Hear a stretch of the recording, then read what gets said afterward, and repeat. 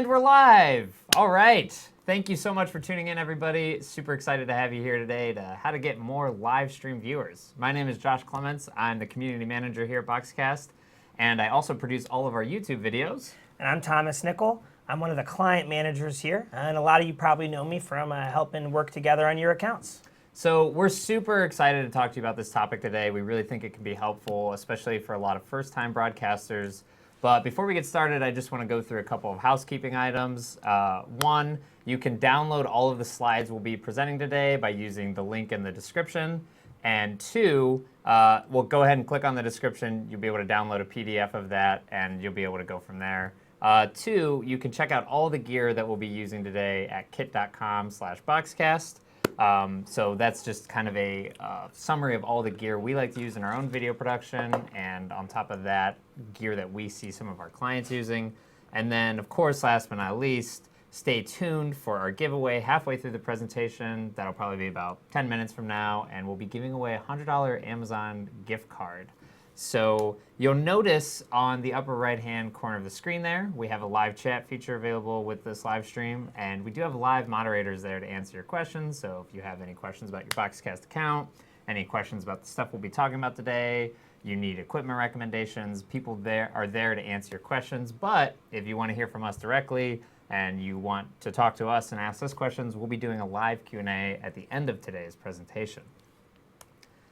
And then here's our contact information as well. I know you're available quite a bit, and you can email me with video production questions. For sure, yeah. If you have any questions, don't hesitate to reach out.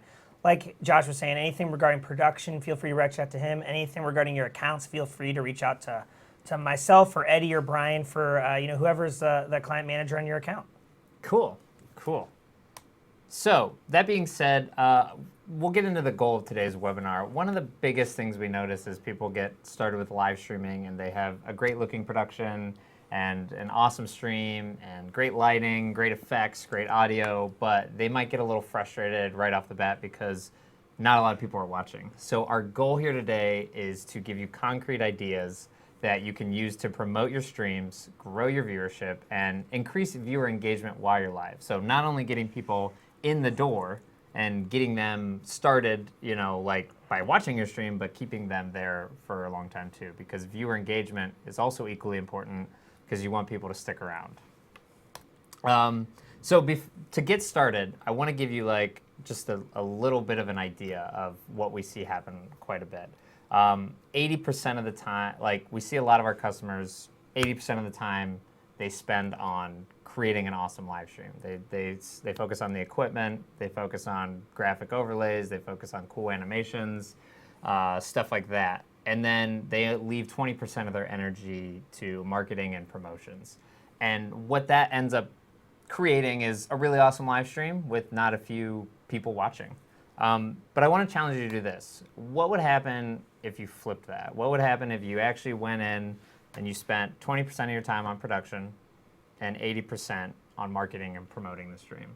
What would that look like for your viewership? Yeah, if a stream happens and there's no viewers, did it happen? Exactly. Did it happen in the first place? I'm not actually encouraging that you do anything like this. I'm just saying that if you spent 50%, I'd say for our webinars, we spend 50% of our time on production and then the other half of our time promoting it. What if you tried putting more energy into promoting the stream? That would probably get you quite a few more viewers. Yeah, and this is just kind of a brief agenda for what we're going to go over. Initially, we're going to talk about some marketing type stuff, promoting the stream before you're live, kind of looking at the structure of our websites, how we do emails and interacting with social media, as well as simulcasting for multi-destination streaming, as well as some tried and true methods for actually promoting your broadcast with people in person.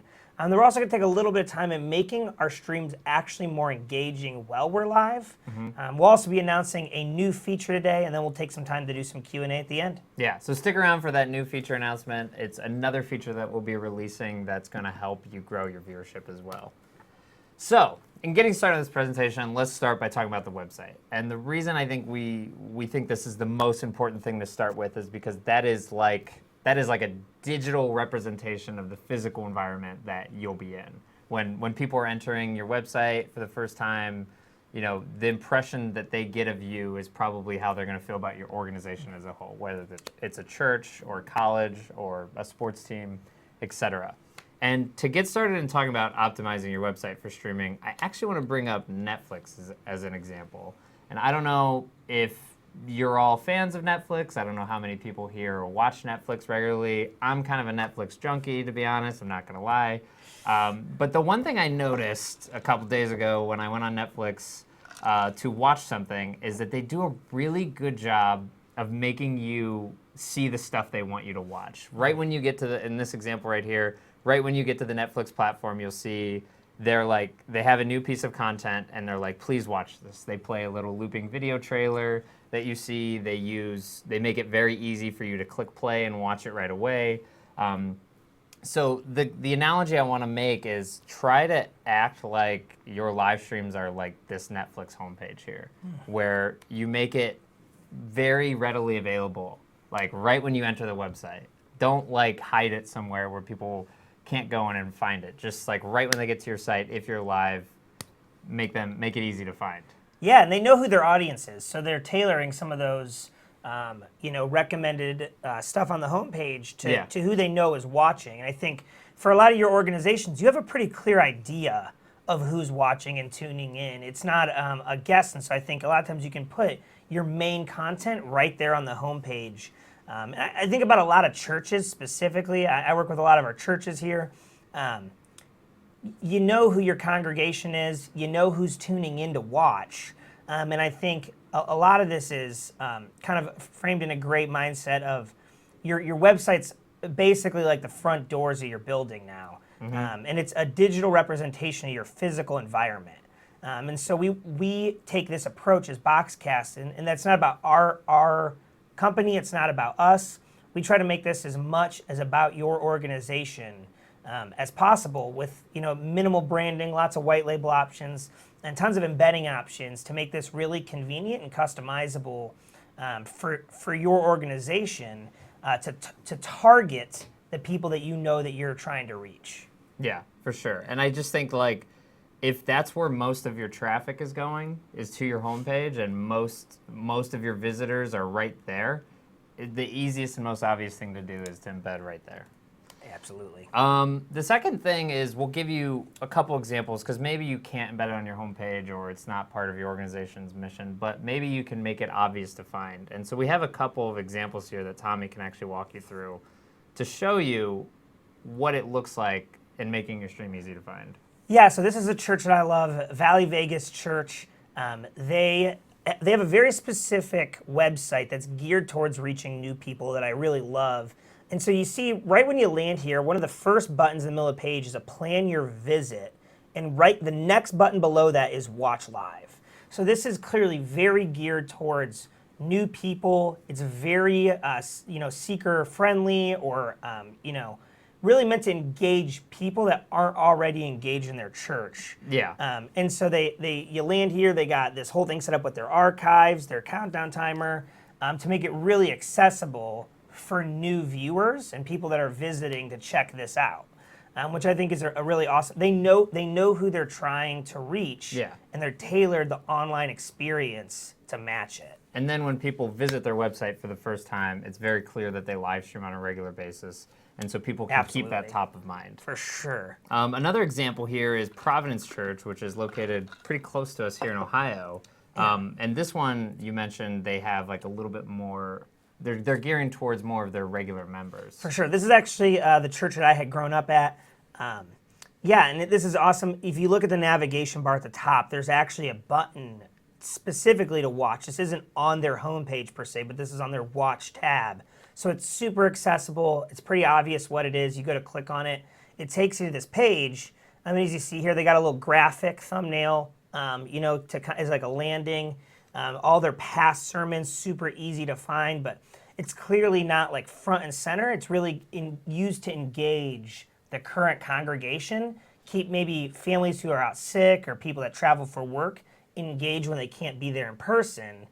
So it's a tool to kind of keep the current congregation engaged really well. For sure. I think what they do a very good job of is displaying the archives below it as well, so people can For find sure. past content, and then you can, within that, you can create a higher view count for past sermons or past games or past speakers that you've had as well. Yeah, absolutely. So the other thing, speaking of having a video embedded on your website, is we give you the ability at BoxCast to include a countdown timer, a pre-roll video, or a pre-roll image. And we think these are really powerful tools to beefing up your video player, to making it more interesting, making it look a little better, and enticing viewers to tune in.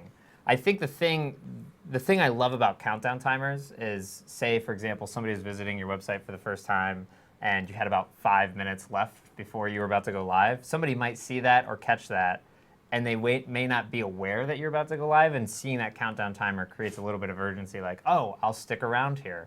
I'll actually like sit here and watch a stream, like it's going to start in 5 minutes. I think creating that urgency can spike your viewership a little bit.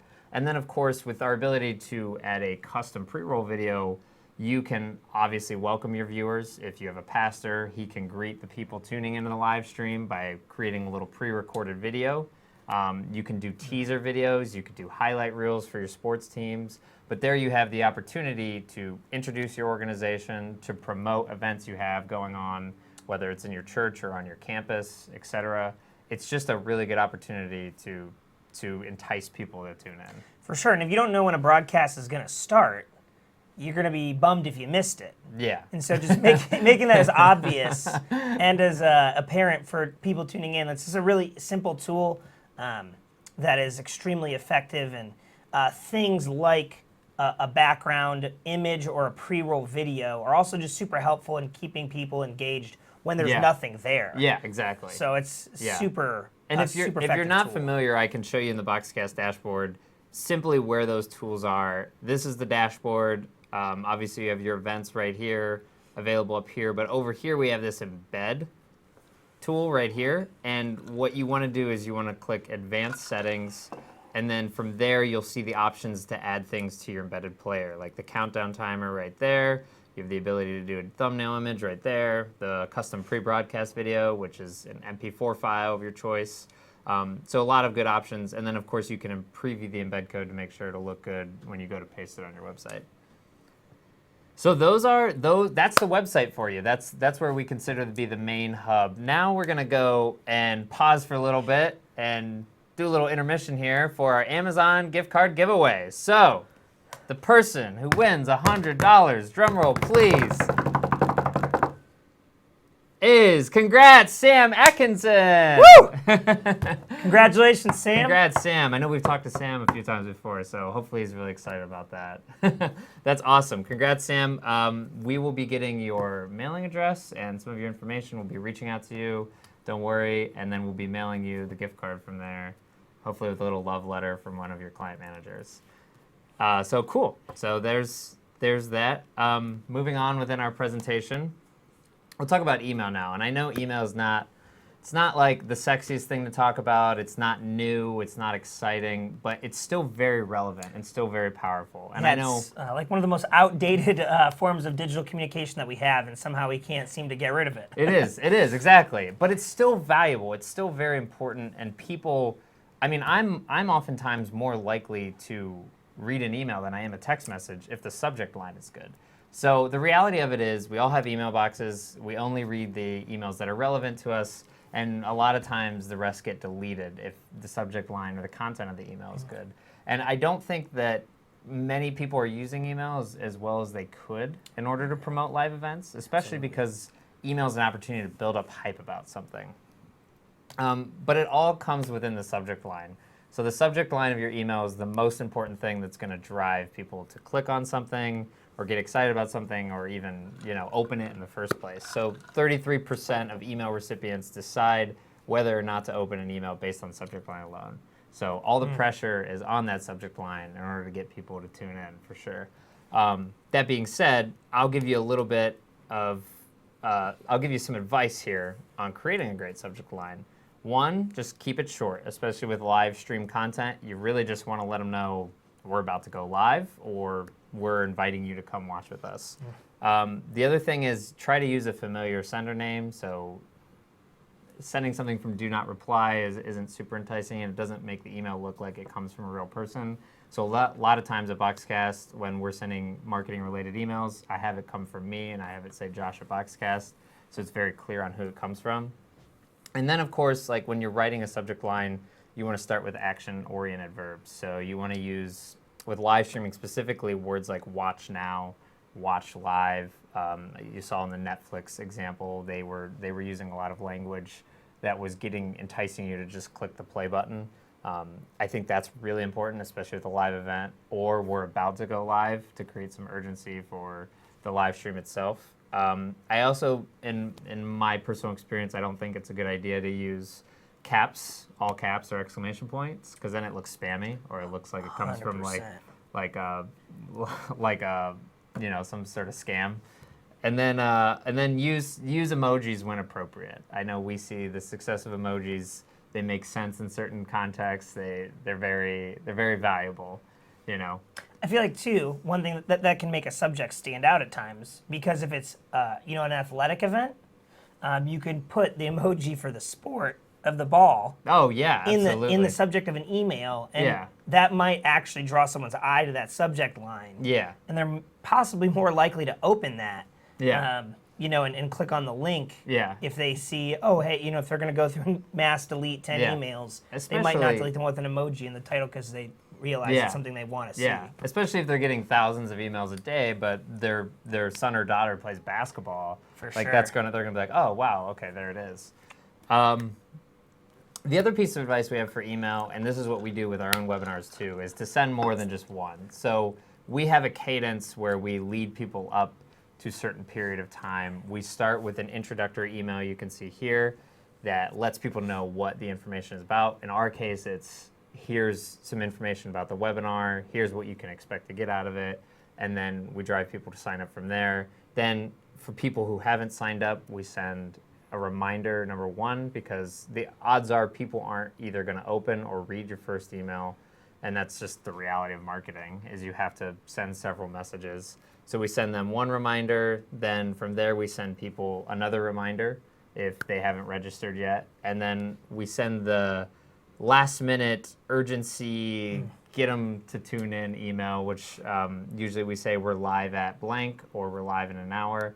And I think even if you just did this last one every time before you went live, you'd be really successful, because you would allow people to know, because not everybody's checking your website all the time. Not everybody's checking Facebook all the time or YouTube. That would be a really great way to get people in the door as well. So now we'll talk about social media. Obviously, email is very important, but social media is where a lot of people are living now. There's thousands of statistics you can look up on where people are looking on social media and how powerful it is at this point. But the main thing we want to get across today is just to consistently remind people on those platforms, especially if you have bigger followings, like, hey, we'll be live at this time. If it's an hour before, say, hey, we're going live with this game here, tune in. Paste the link in, and that allows people to know. I know with our webinars, we always post on our Facebook page, on our Instagram account, and on our Twitter account, like, hey, we're going live at this time, an hour before, and then that drives people to the live stream as well. The other feature we have, which I know you want to talk about, is the ability to just share the video directly within the dashboard. So maybe you went in, you scheduled a broadcast, and now we make it really easy for you to share that event. For sure, absolutely. As you can see here with an account where a stream is actually going live in the moment, you have a whole bunch of options for where you're going to push it to live, to promote that on whichever platforms you guys decide. And I think for this one, there's actually a lot of different uses that this might make sense for you. So you might be a church where you have some older viewers that are homebound, they can't get out, and they might not be able to navigate social media or a website. So being able to have a list of emails for older people in your church that they can it'll just come to their inbox and they click on it, one click and it's up. Super simple. People that aren't tech savvy, or if they have trouble navigating a site. Another thing is just last minute viewers who might not have planned on tuning in. Just pushing it straight to Twitter or Facebook, or pushing it to an email. Yeah. You might catch somebody who's just sitting at home and flipping through the channels. Didn't even realize you were going through live. Didn't even realize you had a basketball game going live, and they want to go ahead and pull it up. Yeah. And then a couple other things is any kind of contact list that you might have in an email for a lot of colleges. If you have alumni list or donor lists, like I'd said, for churches with older viewers, anytime that you have a group of people that you're trying to communicate with en masse, this is a super simple and effective tool. We're going to actually show you right here with this broadcast now. Yeah, if we wanted to go in and promote the How to Get More Live Stream Viewers broadcast, just to be super meta. For sure, yeah. If you take a look here, if you actually click on the email button, what's really neat about this is it uses your email client to generate an email automatically, and you can tweak this however you want, but it automatically generates an email with the link already in there. And then you can send this to a distribution list. So we actually have a couple other slides that show you, how really quickly to put together a distribution list. Yeah. But ultimately, you guys can take your groups, your distribution lists in your email client. And in the example that I'm going to show you here in just a second, you can just push it straight to that group. So here's one right here really quick where I have a group that is just my friends. And if I'm just going to push them with a test contact, and then I take, I go into the dashboard. So that's in the contact manager, go into the dashboard.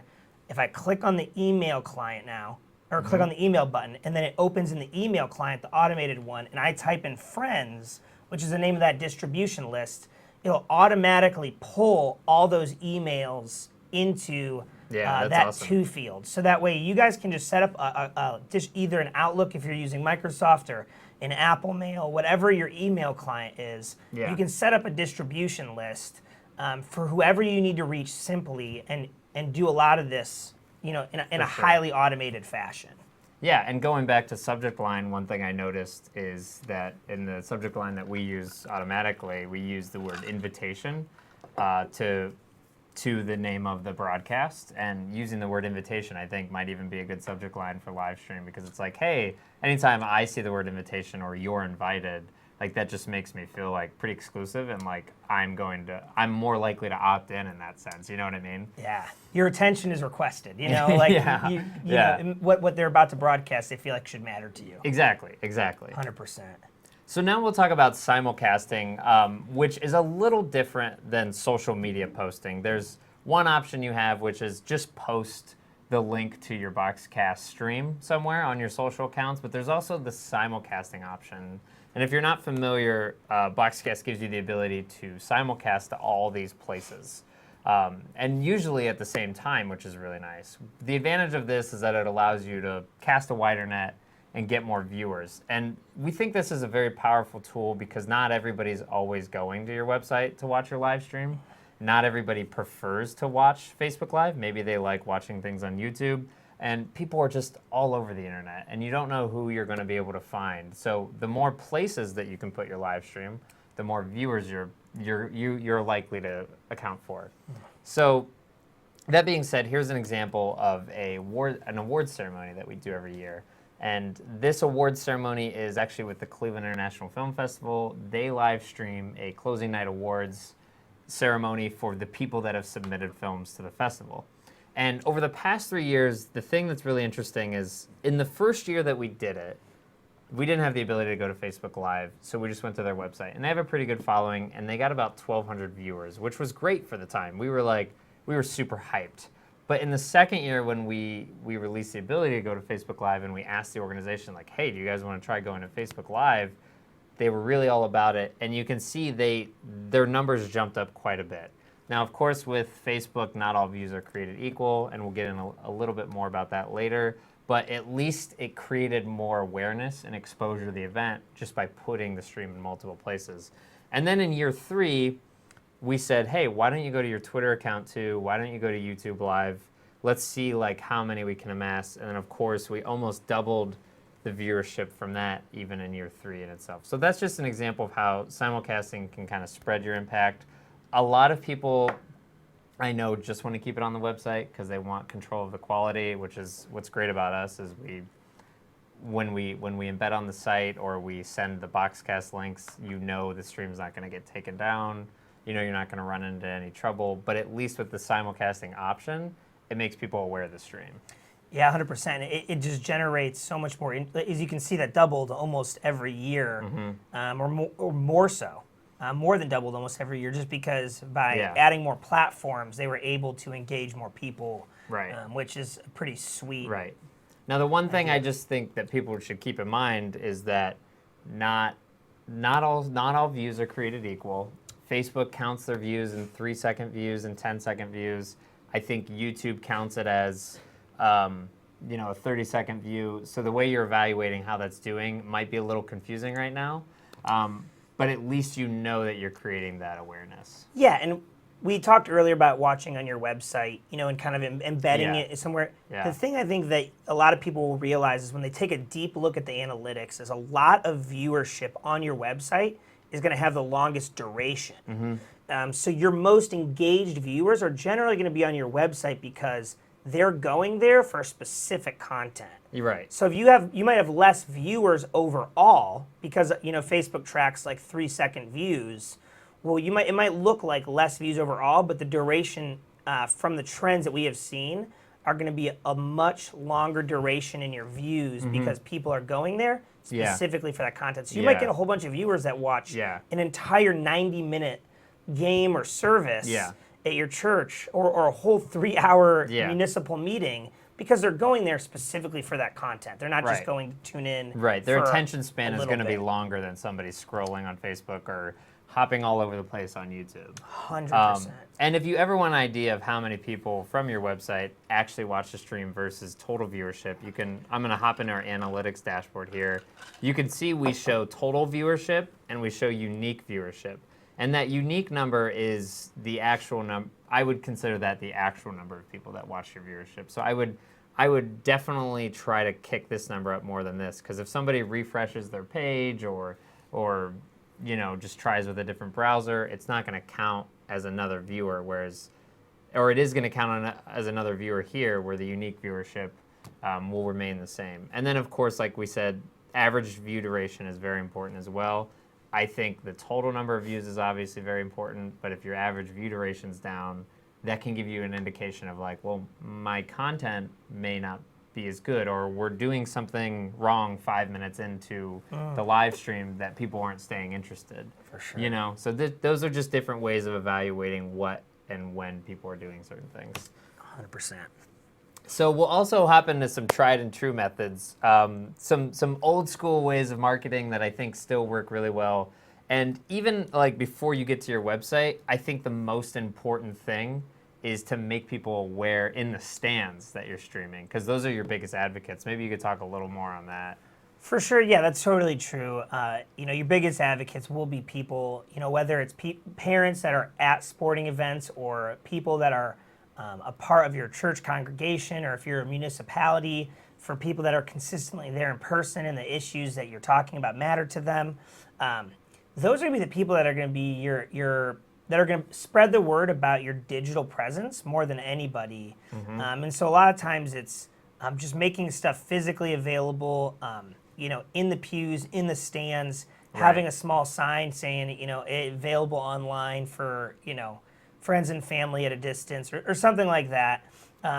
Game brochures, like we all have sports bulletins, church bulletins. Putting it in there is a really simple and easy way. I think that's the biggest, easiest thing you could probably do, is whatever you're giving to people who are attending the event in person is to announce the live stream on that piece of paper or brochure or whatever it is. Yeah, and we also we all have like alumni, like we've if you've gone to gone through high school, gone to college, or gone to grad school, they're always sending you flyers or emails asking you to make donations.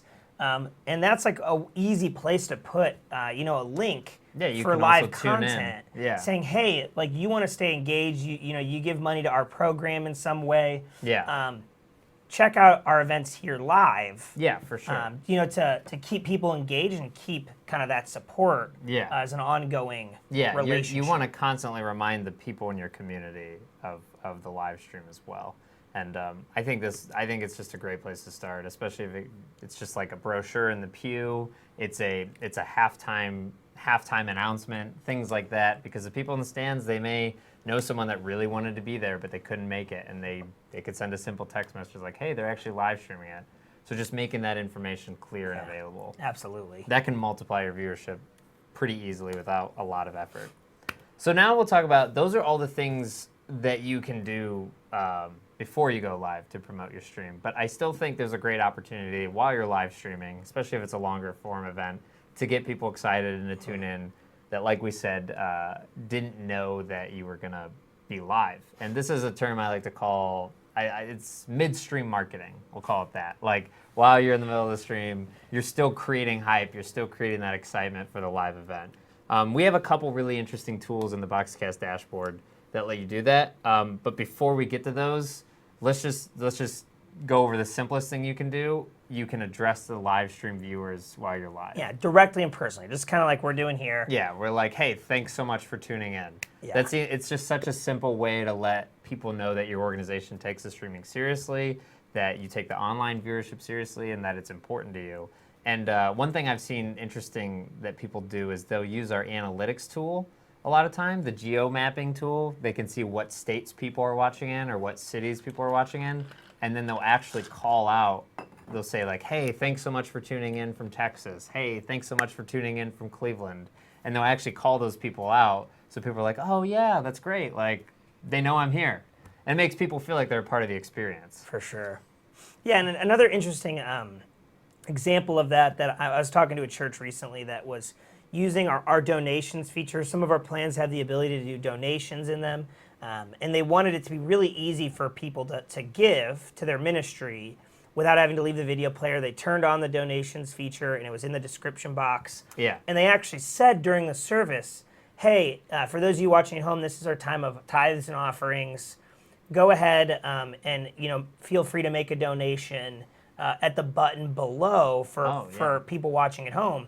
Nice. And it was just like drew attention right down to the description box right below the video player, and click, and they were able to make a donation to support that ministry. So I thought that was if you're not able to give or donate in person, you can donate on site or while you're on the website. Absolutely. Yeah, that's awesome. So that's just a simple life hack there. But there's also, like I mentioned, features in the dashboard that we give you in order to hype up your stream a little bit more there too. And the first one is highlight clipping. And if you're not familiar with our highlight clipping feature, it's a very simple tool where you go in, and I'll actually show how this works, but you can go in while something awesome happens. You can go in, you can create a name, and then you can decide when you want that highlight clip to start. And it immediately saves and is available for sharing. So in the dashboard, I'll show you real quick, if we were really impressed by something that we just did during the live stream. And there we are. And sorry for the confusion if there's a weird delay here. But if we saw something we really liked, which this is super meta because I'm highlight clipping a highlight clip, but we really liked that, and we just said, wow, we need to share this right away so people know that we're streaming. We could decide when we wanted it to start, before or after. We could save it. It will take probably like oh, no, it's instantly available right there. It's like instantly available. People are able to watch it right away, and then you can share it to Twitter, you can share it to Facebook, you can embed it, download it, do whatever you want with it right away. And the advantage of that is, like, if you see a motivational speaker say something really cool, if your pastor says like has a really great moment. I think you mentioned something like a great song or a great performance. Yeah, like for those of us that are doing church streaming, if you have a really awesome section of a song that just, even though it was very emotionally intense, like you want to take a clip of it and share and say, tune in quickly for, some really great worship from our church. Yeah. Super easy way to, push that out to social media with the highlighting tool and make people aware that you're doing it. Yeah, it definitely creates some hype around your stream. I think the organizations we see doing best with viewership really take advantage of this feature. And it does require somebody to like pay attention to the live stream and actually watch it and decide when they want to clip certain things out. But we also give you the ability to trim those highlight clips and edit them so you can share them exactly when you want them to start and finish. Sure. To give you an example, one of our earliest customers, St. Ignatius High School, they do a great job of highlight clips. They create some hype around their events as well. So to give you an example, they tweeted out a game winner that they saw happen live. And the other nice thing about the highlight feature is the highlight clips will play inline in Twitter and Facebook as well, so people don't have to necessarily leave those platforms to watch them. But they see a game winner happen, and there's a lot of hype around it. People are really excited, and you can see down here, there's 17 retweets, 39 likes for this event, and it just generates more buzz around their live stream as well. Should I like it? Make it 40.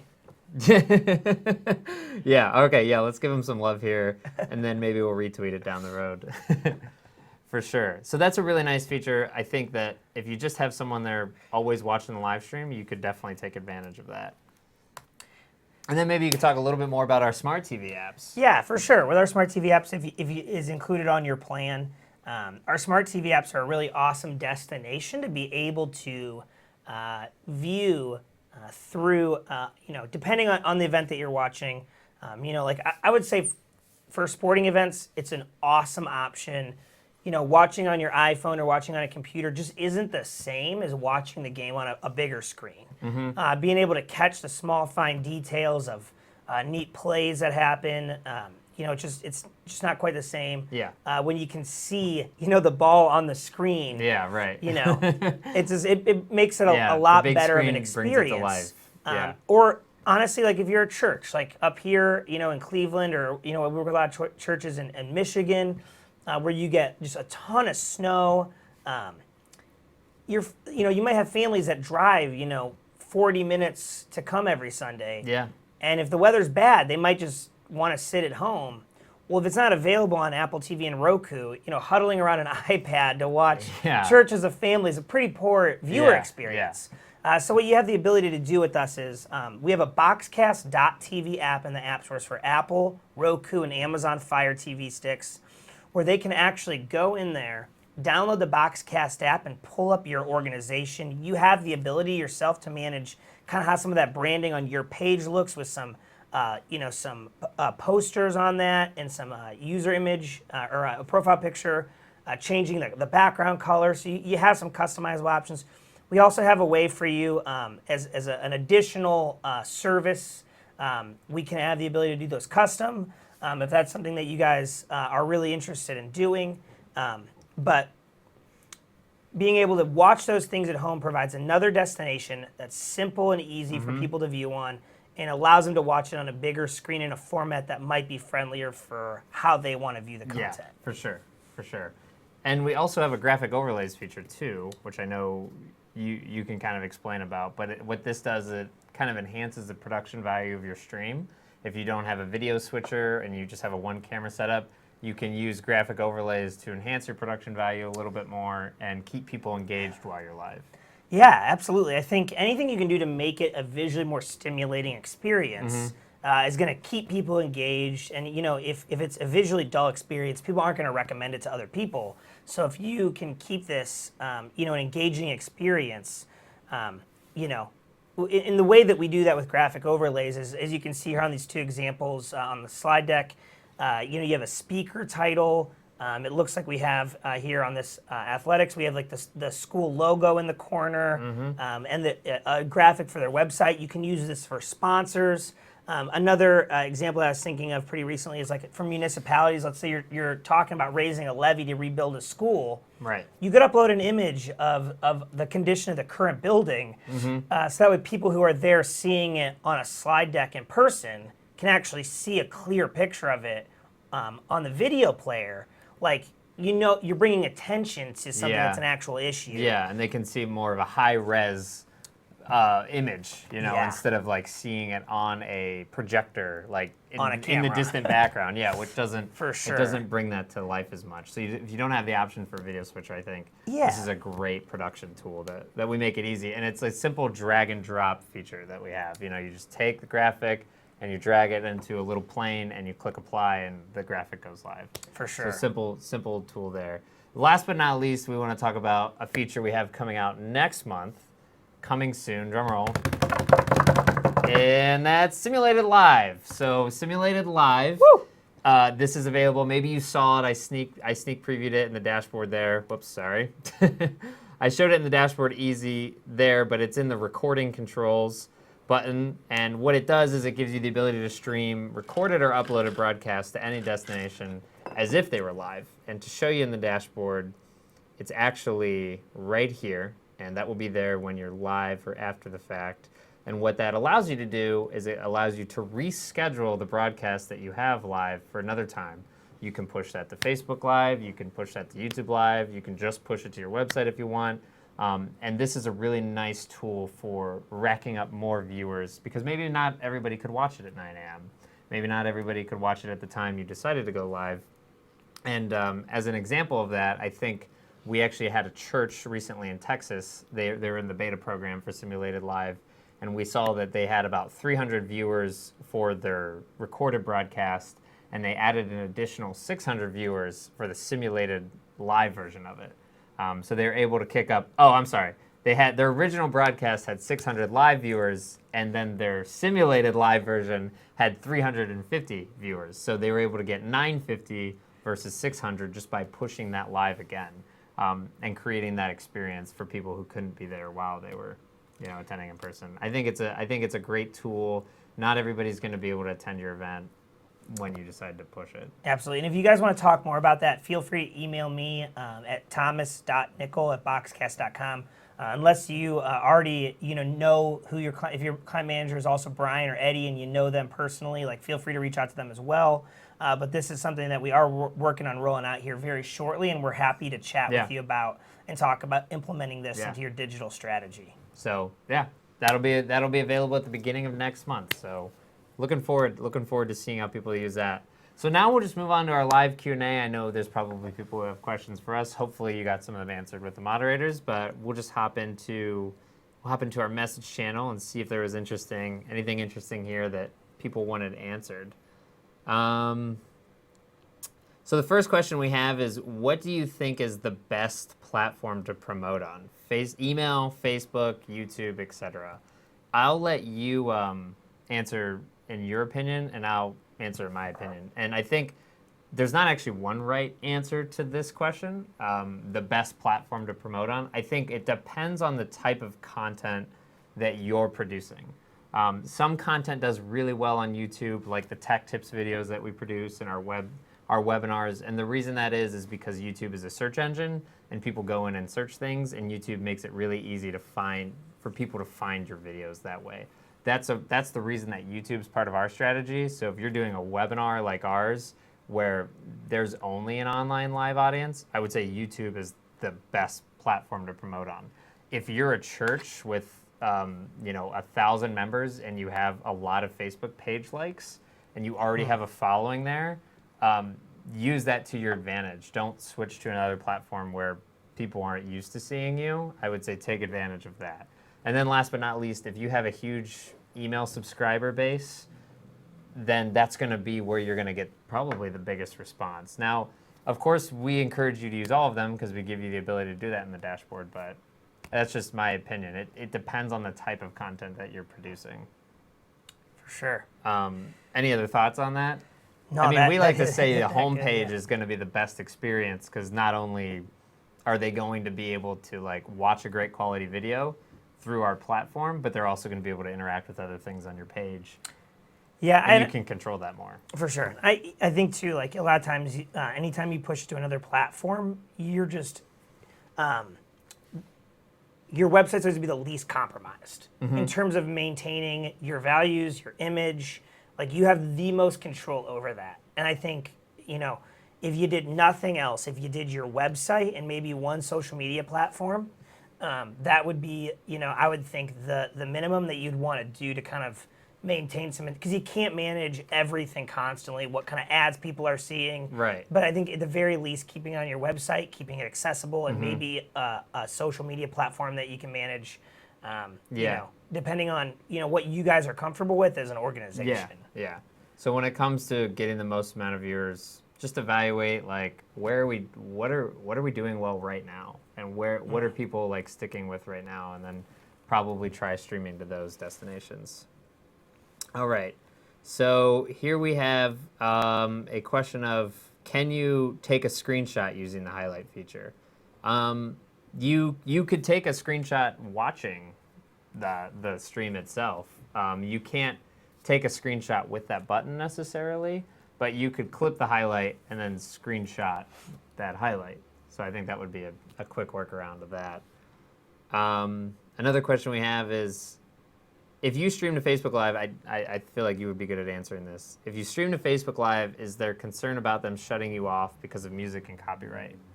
Yeah, I think that's always all social media platforms have algorithms that they run, which is why it's always good at the very least to be able to put it on your website. If something does get flagged, even if you have your CCLI license, if you're a church, or if you do have licensing as a school to play like warm-up music, and you're pushing that out to social platforms, they could still flag that, because they're not obviously checking all the licensing of every user, making sure that you have that. Right. So I think making sure that you have it on your website, and if you ever do get flagged, putting up a post to let people, to redirect them and let them know, hey, for sure. On Facebook, hey, so sorry our account got flagged. Please feel free to go to ourchurch.com/watch-live. Yeah, right. Popping that in there to redirect people back to your page, because again, those are going to be probably some of your longest duration viewers, most intentional in terms of getting there. Yeah. And, again, maintaining the best integrity for your organization. Right. I think you should always have some sort of messaging ready in the description of the video if you're simulcasting, just saying, for the best viewing experience, watch here, and then direct them to your website. And, of course, if you can drive more traffic to your website, that's only going to help your organization as a whole. Absolutely. Another question that we have, is there a way to integrate the email feature into something like MailChimp? I don't think is there a direct way to do it? So there's not a direct integration. I am familiar with MailChimp, and I actually used to use a product called Emma when I used to work with an organization called Young Life. Okay. But it allows you to schedule content, push it out. We don't integrate directly with that. But if that is a tool that you use, I would definitely copy either the page that your stream is posted on and putting that in your templates in MailChimp or Emma, using something like that, or just your BoxCast.tv link for your organization to make that super simple and easy for people to view if you're using those tools. Yes, I would.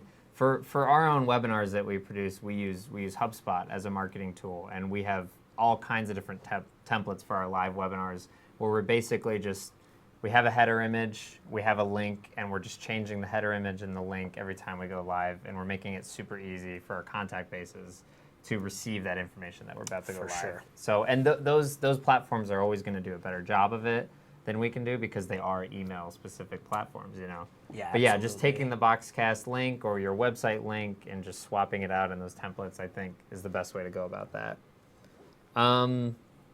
We have a couple other questions here. Can you push the rebroadcast to Facebook as well as YouTube and Periscope since it is not technically a live broadcast? That's a great question. Can you push the rebroadcast to Facebook as well as YouTube and Periscope since you should be able to. There's no reason you can't. You would probably create multiple rebroadcasts if you had any issues, but yeah, since it's not a live stream, you can go to multiple destinations for sure. Because we know that Facebook has the issue with they don't want you to stream to other destinations. You might have to book them separately. Yeah, you might have to create separate rebroadcasts, but you can definitely do it. Yeah, because I think using the API, you're not able to go to both those. I'm assuming that's how it works, but we'll probably get back to you on that and release some official documentation. We actually just found out about that feature yesterday that it was coming live, so we haven't got a chance to fully play around with it. But yeah, you can do that. And then I think we only have one more question that we haven't got to yet. If you stream to Facebook Live, is there a concern about them shutting? Or no, I already did that one. Oh, how can we add graphics, such as a running clock for track and field events? Are there any workaround options here? Simplest workaround I would think of, if you want to do that, is buy an inexpensive video switcher, and we have options for that in the kit.com link that we have in the description of this video. If you want to do that, buy a simple video switcher, point the camera at the clock at the stadium, and do a simple picture-in-picture effect with your main camera as your track and field, like of the track and field, and then your secondary camera is pointing at the clock. We see a lot of clients do this. They buy a very inexpensive like Roland V1 HD switcher, and then they go in and they just create, like, they put the clock in the lower right-hand corner of the video, and it's super simple. And that clock is running all the time. And then you don't have to buy separate graphics software or make it really complicated for yourself. But if you want, there's also the ability to include options like Wirecast or anything like that. But that just makes it substantially more complicated from there.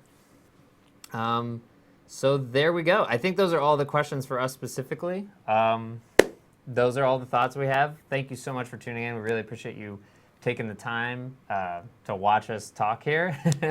And of course, don't forget that you can subscribe to our YouTube channel here. We're producing weekly content where we just do live streaming specifically stuff. And we're always talking about equipment. We're talking about getting more viewers and things like that. But for the meantime, hope you guys have a great rest of the day. And thanks for watching and happy streaming. Thank you. Have a great day.